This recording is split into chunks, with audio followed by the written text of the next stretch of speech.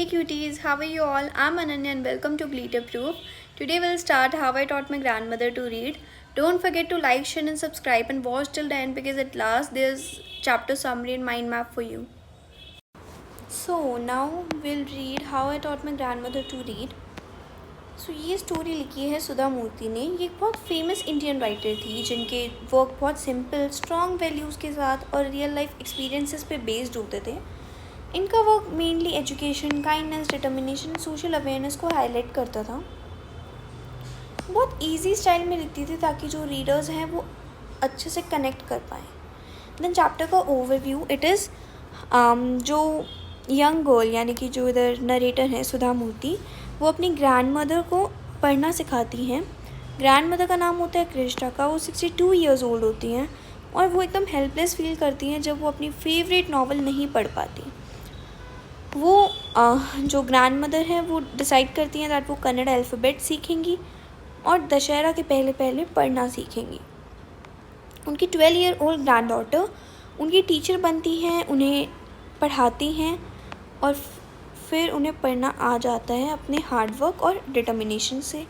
और बाद में उन्होंने प्रूव किया that learning has no age limit. This is the theme और this is the value of this chapter. Then main characters. There are basically 3 main characters. First of all, narrator, which is Sudha Murthy. So she is the granddaughter. She was 12 years old and she used to teach her grandmother. And the grandmother was a 62-year-old woman who never went to school but have great interest in reading the stories. मतलब उन्हें पढ़ने में बहुत interest था पर वो पढ़ नहीं सकती थी बिकॉज़ वही स्कूल नहीं गई थी वो. तो बाद में उन्होंने पढ़ना सीखना था. सो इसमें उनकी ग्रैंड डॉटर ने उनकी हेल्प की.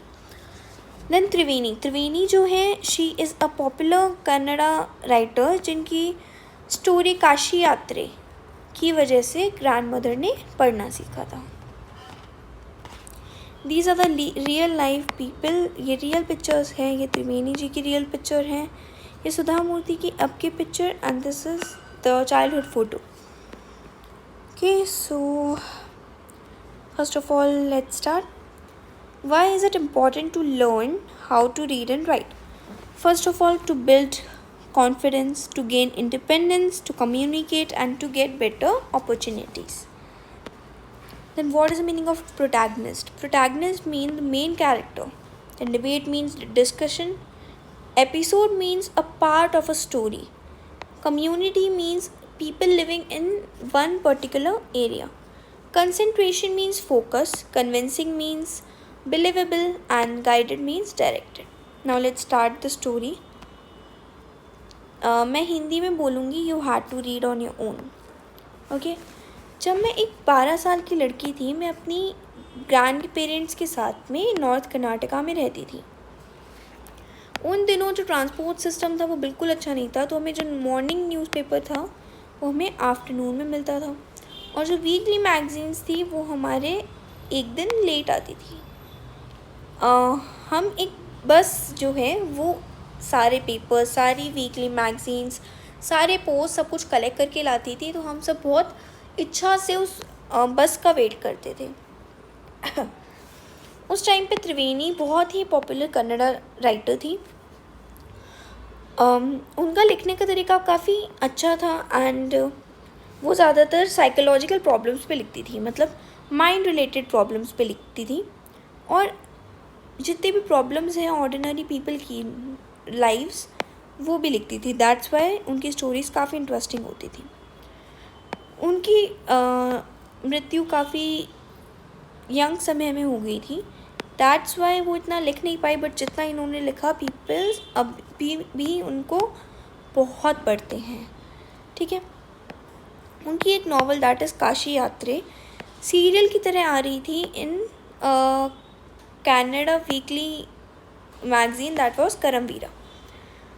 It is the story of an old lady. इसमें एक ओल्ड लेडी होती हैं जिनको काशी जाना था क्योंकि हिंदूज़ मानते हैं दैट वहाँ जाकर विश्वेश्वरा गॉड की पूजा करने से पुण्य मिलता है. That's why. और लेडी भी उसमें बिलीव करती थी. तो उनका जो स्ट्रगल था वहाँ जाने का वो इस स्टोरी में बताया गया है। इस स्टोरी में एक यंग ऑर्फन गर्ल, यानी कि एक बहुत यंग मतलब जवान, ऑर्फन मतलब जिसके पेरेंट्स नहीं होते, ठीक है, एक यंग ऑर्फन गर्ल्स को किसी से प्यार हो जाता है, बट उनके पास पैसे नहीं होते शादी करने के। तो एंड में वो अपनी जितनी भी सेविंग्स थी काशी जाने वाली, वो सब उस लेडी को दे देती है, वो उस गर्ल को दे देती है, so that she can marry. At last उसने बोला था दैट उसके चेहरे पे जो खुशी थी वो काशी जाके लॉर्ड विश्वेश्वरा की पूजा करने से बहुत ज़्यादा थी। मेरी ग्रैंड मदर, यानी कि जो यहाँ सुधा मूर्ति की जो ग्रैंड मदर है, उनका नाम है कृष्णा, वो भी कभी स्कूल नहीं गई थी, तो वो पढ़ना नहीं जानती थी। हर वेडनेसडे हमारी मैगज़ीन आती, तो मैं उन्हें पढ़ के बताती दैट उस एपिसोड में क्या हुआ, और जब वो पढ़ रही होती थी वो अपना सारा काम भूलकर बहुत अच्छे से सुनती थी, एंड बाद में वो पूरा का पूरा टेक्स्ट जो भी मैंने बोला वो सब रिपीट कर सकती थी। मेरी ग्रैंड मदर भी कभी काशी नहीं गई थी, तो वो जो वहाँ नॉवेल में जो लेडी थी उससे खुद को रिलेट करती थी, खुद को उससे रिलेट करती थी। दैट्स वाई उनको काफ़ी इंटरेस्ट था इस चीज़ में, बिकॉज़ लाइक आपने कभी कोई मूवी देखी हो, उसमें अगर आपको कोई कैरेक्टर मिला हो जिसका पर्सनालिटी आपके जैसा है, तो आपको उस मूवी में ज़्यादा इंटरेस्ट आने लगता है। उसी तरह यहाँ पे क्योंकि ग्रैंड मदर को उस नॉवल की जो प्रोटैगनिस्ट थी उससे वो रिलेट करती थी खुद को, दैट इज़ वाई उनको भी इस स्टोरी में काफ़ी इंटरेस्ट था। After hearing what happened next, अब उस जैसे मैंने पूरी स्टोरी उन्हें बता दी, फिर जब उन्हें पता चल जाता था वो अपने सारे दोस्तों के साथ मंदिर के कोर्टयार्ड में बैठती थी और सबको स्टोरी सुनाती थी, और हम सारे बच्चे वहाँ हाइड एंड सीक खेलते थे।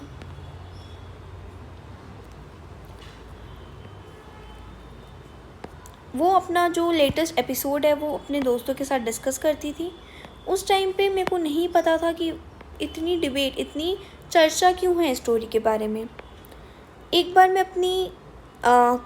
अपने कज़न्स के साथ में एक पड़ोसी के गांव में वेडिंग के लिए गई। वहाँ उस टाइम पर जो वेडिंग होती थी वो काफ़ी बड़ा इवेंट माना जाता था। सो हम बच्चे बहुत मज़े करते थे वहाँ पे, हम खाते थे, पीते थे, खेलते थे, एकदम जो हमें फ्रीडम मिलती थी वो हम बहुत इन्जॉय करते थे, क्योंकि सारे एल्डर्स तो बिज़ी होते थे। मैं वहाँ पे कुछ दिनों के लिए गई थी, 2 दिन के लिए, couple of days means 2 days.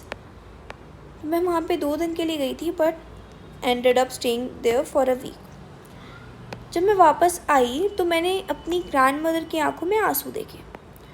मैं बहुत सरप्राइज़ हो गई, बिकॉज़ कितनी भी डिफ़िकल्ट सिचुएशन हो मैंने कभी उन्हें रोता हुआ नहीं देखा था। अब why is everything all right, are you okay? तो ये उन्होंने पूछा, ग्रैंड डॉटर ने अपनी ग्रैंड मदर से पूछा कि आप सही हो, आपको कुछ दिक्कत है?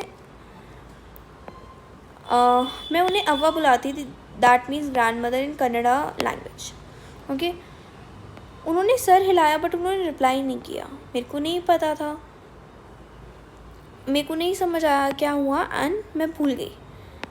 जब रात हुई डिनर के बाद में हम टेरेस पे सोते थे, सो जब हम टेरेस पे गए, उस दिन समर नाइट थी और बहुत फुल मून था, लाइक वेदर बहुत अच्छा था। अव्वा आकर मेरे पास बैठी, उन्होंने मेरे सर को अपने हाथों से छुआ। मेरे को लगा कि वो कुछ कहना चाहती हैं, तो मैंने पूछा कि कुछ बात है। तब उन्होंने बोला था, जब मैं एक लड़की थी मैंने अपनी माँ को खो दिया। उनके बाद में कोई भी नहीं था जो मेरे को गाइड कर सके, जो मेरी परवरिश अच्छे से कर सके। मेरे पापा एक बहुत बिज़ी आदमी थे एंड उन्होंने वापस शादी कर ली।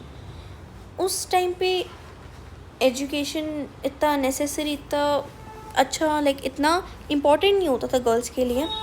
दैट इज़ वाई मैं भी कभी स्कूल नहीं गई। फिर मेरी शादी हो गई जब मैं बहुत छोटी थी, फिर मेरे बच्चे हो गए एंड फिर मैं अपनी लाइफ में बहुत बिज़ी हो गई। अब जब ग्रैंड चिल्ड्रन हो गए तो मेरे को बहुत खुशी मिलती है उन्हें खाना खिलाने से।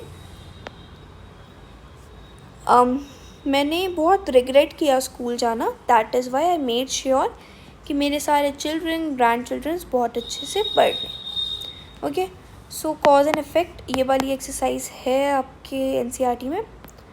सो effect is the morning newspapers arrived late in the day and weekly magazine would come one day late.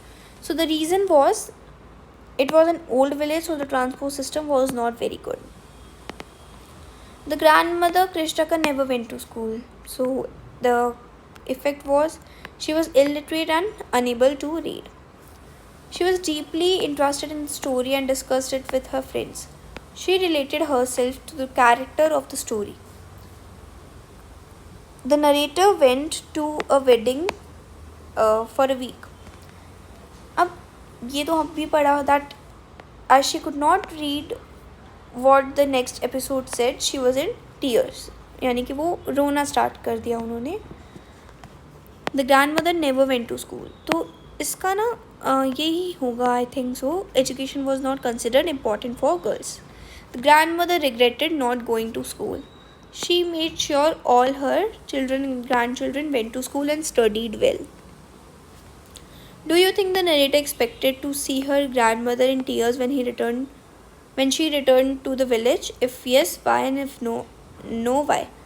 So no, because she did not know how desperately the grandmother want to know that what happened in the story. How might the narrator help her grandmother to fulfill her desire to learn, read and write? By teaching her, जो उसने किया. And yeah, मुझे नहीं पता कि एक 62-year-old grandmother मेरे को ये रात को क्यों बोल रही है, बट मेरे को ये पता था कि मैं उनसे बहुत प्यार करती हूँ. तो वहाँ कुछ रीज़न होगा क्योंकि उन्होंने मेरे से बात की है. मैंने उनकी आँखों में देखा, उनकी आँखें काफ़ी पानी यानी कि जो आंसू थे उनसे भरी हुई थी, बहुत अनहैप्पी लग रही थी. वो बेसिकली एक बहुत गुड लुकिंग लेडी थी जो हमेशा स्माइल करती थी, बट आज भी मैं उनका वो वरीड एक्सप्रेशन नहीं भूल सकती. फिर मैं झुकी और उनका हाथ पकड़ा. फिर मैंने बोला, अव्वा डोंट क्राई, रो मत, क्या हुआ, can I help you in any way, मतलब क्या मैं आपकी हेल्प कर सकती हूँ किसी तरह से. तो उन्होंने बोला, हाँ मेरे को हेल्प चाहिए. तुम्हें पता है दैट जब तुम दूर थी करमवीरा जैसे आती थी वैसे आई. मैंने मैगज़ीन खोली, मैंने पिक्चर देखी, फिर मैंने मेरे को स्टोरी देखनी थी. दैट फिर मैंने पिक्चर से कुछ समझने की कोशिश की. I could not understand anything that was written. मेरे को कुछ समझ नहीं आया क्या लिखा था. मैंने बहुत बार उस पेज पे अपने हाथों को ऐसे रब किया, विशिंग यानी कि ये प्रे करते हुए दैट मेरे को ये कुछ समझ आ जाए, बट मेरे को पता था दैट ये पॉसिबल नहीं है. अगर मैं एजुकेटेड होती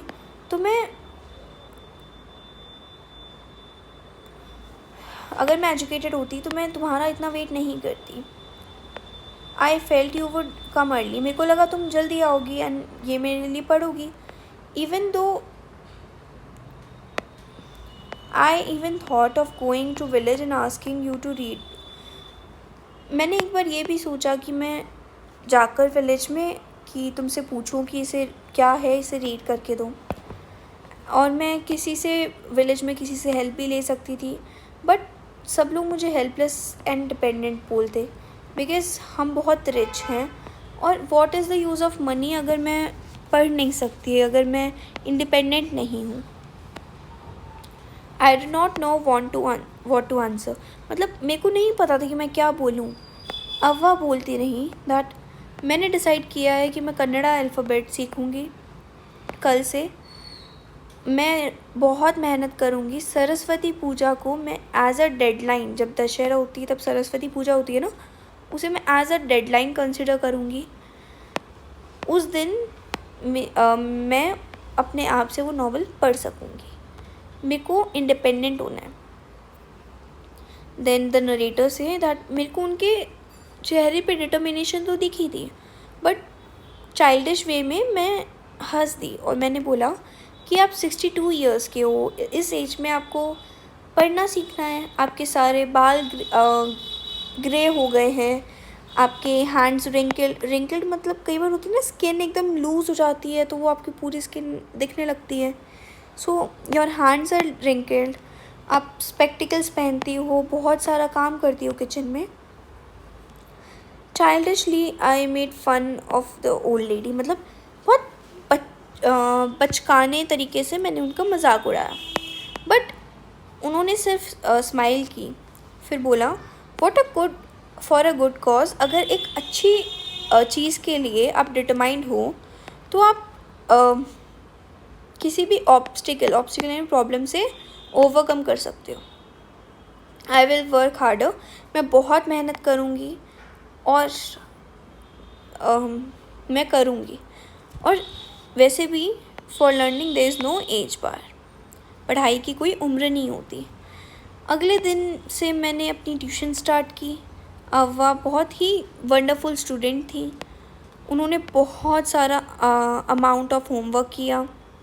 वो बार बार रीड करती थी, फिर लिखने की कोशिश करती थी, फिर रिसाइट बार बार बोलती थी उस पर्टिकुलर चीज़ को।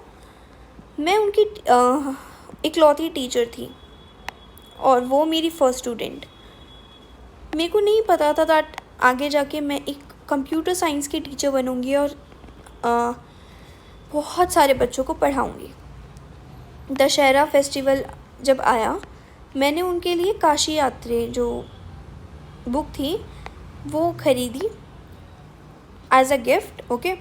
And then grandmother called me to the puja place and made me sit down on a stool she gave me, ठीक है, मतलब मेरे को बुलाकर उन्होंने एक स्टूल पे बिठाया।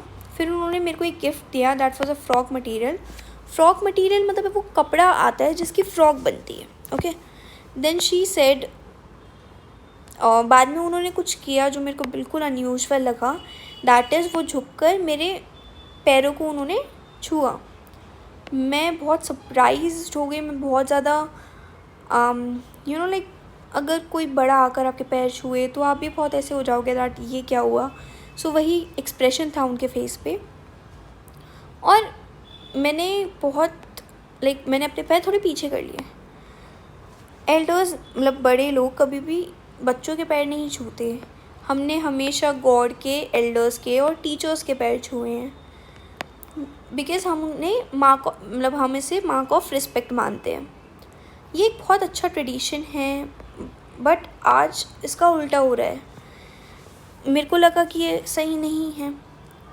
उन्होंने बोला, I am touching the feet of a teacher. मैंने अपने जो टीचर हैं, मेरी जो इकलौती टीचर है, मैंने उनके पैर छुए हैं, अपनी ग्रैंड डॉटर के नहीं छुए। एक टीचर जिसने मेरे को पढ़ाया बहुत अच्छे से, बहुत प्यार से पढ़ाया। अब मैं अब मैं पढ़ सकती हूँ, वो भी बहुत ही कम टाइम में। अब मैं इंडिपेंडेंट फील कर रही हूँ। ये मेरी ड्यूटी है आपको रिस्पेक्ट देने की। यहाँ अपने जो स्क्रिप्टर्स मतलब जो हमारे पुराने वेदास वगैरह, उसमें नहीं लिखा कि टीचर, उसमें लिखा है था टीचर की रिस्पेक्ट करनी चाहिए, पर ये नहीं लिखा कि एज या जेंडर क्या होना चाहिए। आई डिड हर नमस्कार, मतलब मैंने उन्हें नमस्कार किया बिकॉज़ उन्होंने मेरे पैर छुए। मैंने उन्हें नमस्कार किया इन रिटर्न एंड मैंने उनको गिफ्ट दिया। उन्होंने गिफ्ट खोला और उन्होंने टाइटल यानी कि काशी यात्री वो पढ़ा, बाय त्रिवेणी, जो कि मतलब ऑथर का नाम, वो पढ़ा और पब्लिशर्स नेम पढ़ा। और मेरे को उस टाइम पे पता था कि मेरी स्टूडेंट ने फ्लाइंग कलर्स मतलब बहुत अच्छे से टेस्ट पास कर लिया। So the chapter is finished. Let's go to exercise now. State whether the following sentences are true or false. Share your answers with your classmates and teachers. First of all, the grandmother wanted to learn the Kannada alphabets to gain independence. So yeah, this is correct. The grandmother asked someone in the village to read Kashi Yatri to her while the narrator was away. So this is wrong. अब ये wrong क्यों है? Because वो बहुत rich थे and वो अगर किसी को बोले तो वो लोग मजाक उड़ाएंगे, दैट्स वाई उन्होंने किसी को नहीं बोला था। The narrator was the grandmother's first teacher and taught her how to read Kannada. So this is correct.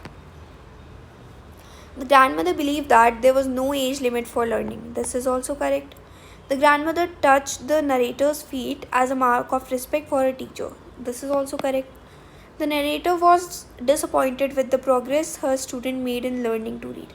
नहीं, बल्कि वो काफ़ी खुश थी कि उन्होंने कितने अच्छे से पढ़ा है. Then critical reflection. So let's start it from here. The phrase never seen her cry in the most difficult situation tells us that grandmother was, मतलब इसमें एक phrase है that is never seen her cry in the most difficult situation. So ये हमें बताता है that the grandmother was very strong-willed. Then grandmother did not reply when the narrator asked if she was all right, because she might be have been too emotional. Identify the clue from the extract. Rural setting. अब छत पे सोते, अगर आप कभी गांव गए हो और छत पे सोए हो ना, तो you are living the best life. मतलब यहाँ पे एक चीज़ जो हमने देखी जिसकी वजह से हम कह सकते हैं कि ये गांव की बात है, दैट इज़ टेरेस पे सोना. इसमें से कौन सी लाइन है जो एक बहुत अच्छा वेदर बता रही है? That is full moon and summer night. इस एक्सट्रैक्ट में कौन सी बात नहीं की गई? तो that is this one. The grand mother regretted over her lack of education. उन्होंने रिग्रेट तो किया था, बट इस पैरा में उस चीज़ की बात नहीं हुई है. What does the grand mother statement I want to be independent reveal about her character? She was self sufficient, मतलब वो सेल्फ सफिशिएंट थी. The grand mother determination shows that learning has no age limit. The narrator laughs at her grandmother's decision to learn the alphabet at the age of 62 because she thinks she is too old to learn. List two qualities of grandmother displayed. So first of all, self-respect, and second is determination. Then how can we say that the narrator is making assumption about her grandmother? So grey hair, wrinkled hand, wear spectacles, heavy kitchen work. So ये उन्होंने assumption किए ताकि, मतलब वो मजाक उड़ाना चाह रही थी. तो इन दैट वे ये मैं आपको कल एक रील पोस्ट कर दूँगी.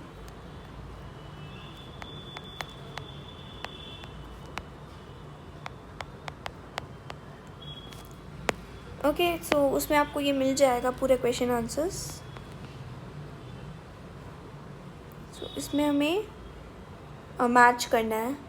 सो put different things together to get a range of possibilities.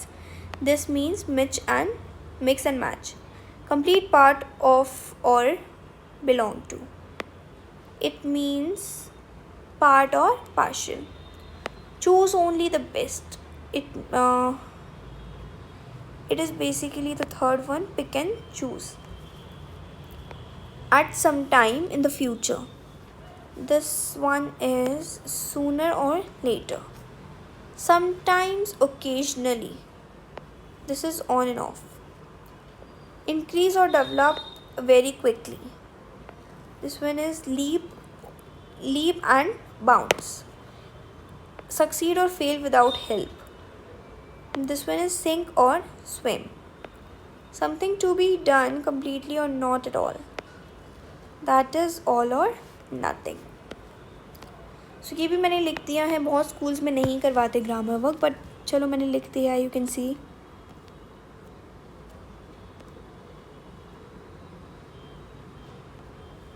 Now comes mind map. इसका बहुत बेसब्री से इंतज़ार था कुछ बच्चों को.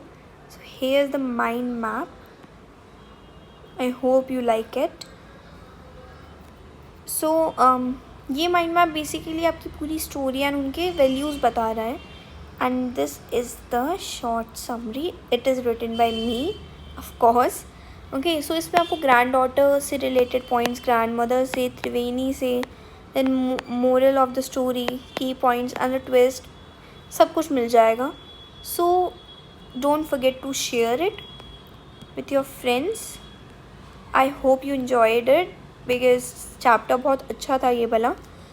So आप सब्सक्राइब करो, लाइक करो, शेयर करो एंड या नोटिफिकेशन ऑन कर लेना बिकॉज कल मैं आंसर द फॉलोइंग जो है उसका एक शॉर्ट बना के अपलोड करूँगी.